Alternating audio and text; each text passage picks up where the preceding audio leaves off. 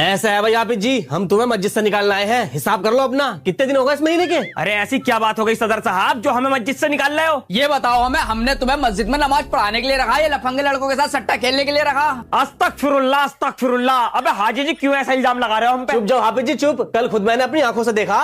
सही है फिर हाफिज जी, 5-5 हजार रुपए का मैच हो गया। हाँ ठीक है, डरता कोई हूँ मैं तुझसे। चलो खेलो, मारो एक ओवर में 18 रन। हाँ ठीक है, जा गेंद फेंक। अब बताओ हाफिज जी, तुम यहाँ लड़कों को सुधारना आए हो या बिगाड़ना आए हो? जवाब चाहिए हमें इस बात का। अबे जाहिल, हमेशा कान का सुना और आंख का देखा सच नहीं होता। किसी पे इल्जाम लगाने से पहले तहकीकात कर ले कि आखिरकार बात क्या थी। मारो एक ओवर में 18 रन। हाँ चल जा गेंद फेंक।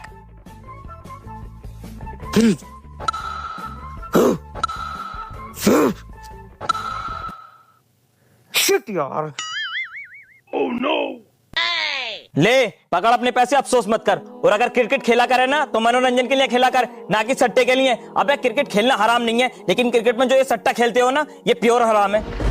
अब बता बे जाहिल, जो तू मुझ पे ऐड रिया था, मैंने लोगों को बिगाड़ा या सुधारा? जाहिल, तो मस्जिद की सब में तो सबसे पीछे रहता और इमाम साहब पे तौबत लगाने में सबसे आगे रहता। और क्या कह रही है तो तू? ये तूने अपनी आंखों से देखा? आंखों से देखा तूने? आंखों से देखा तूने? आंखों से देखा तूने? मैंने ना देखा था हाफिज जी, हाजी जी ने देखा था। मुझे तो यही बता रहे थे। क्यों बे कुराफाती हाजी? अबे हज कर कभी ना सुधरा तू?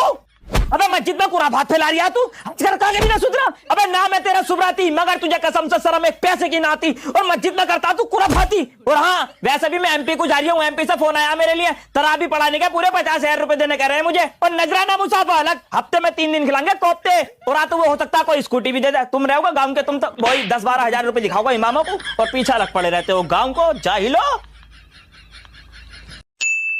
अरे हाफिज जी तुम यहाँ हो? कब से ढूंढ रहा हूँ तुम्हें। अरे क्या बात हो गई जहीर भाई? तुम जमीन लेने के लिए कह रहे थे ना, आओ तुम्हें जमीन दिखवाऊं। ऐसा सौदा है, देखते ही दिल खुश हो जाएगा। 4 पहिए का तो रास्ता है, चाहे तो उसमें मदरसा खोल लियो। और कुछ ग्राहक लगा पड़ा है उसके पीछे, लेकिन मैंने भी सोच लिया है कि जमीन दिलवाऊंगा तो हाफिज जी को दिलवाऊंगा।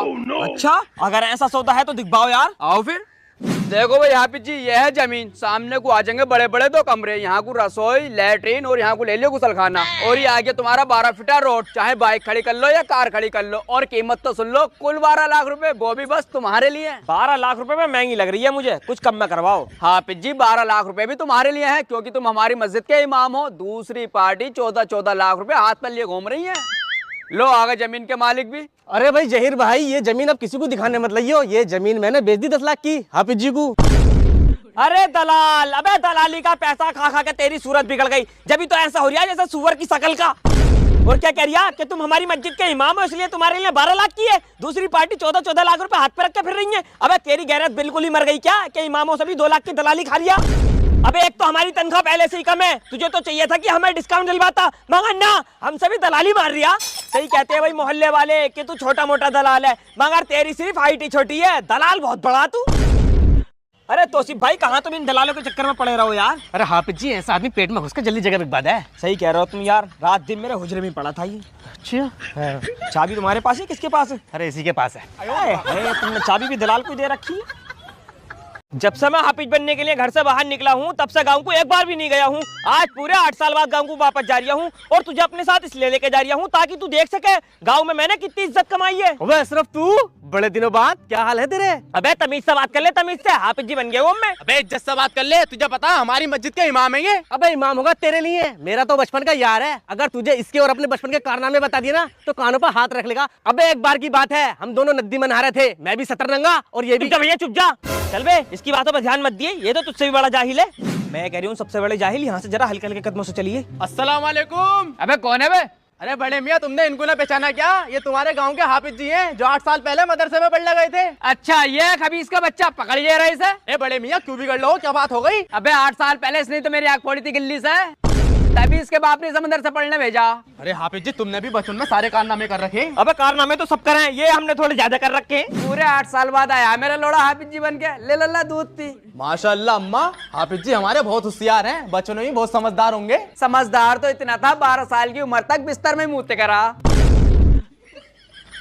अरे तो अम्मा इन्हें छुआरे खिलाती। जिस दिन छुआरे खिलाए उस दिन 2 बार मूता। बस इसीलिए गाँव को नहाता हूँ मैं। हाफिज जी तुम तो कह रहे बहुत इज्जत है गाँव में। अबे इज्जत बहुत है, बस करनी ना आती गाँव को से। चल यार, तुम्हारा यहाँ ठीक है, वहाँ सैलरी तो कम है, इज्जत तो पूरी है। अरे लल्ला रोटी तो खा लेता। अरे मैंने खा रही अम्मा, सवाल कह दियो अब्बा से, खुलेआम बेइज्जती कर रही हो यार तुम मुक्तदियों के सामने। चल यार, तेरे यहाँ ही सही है।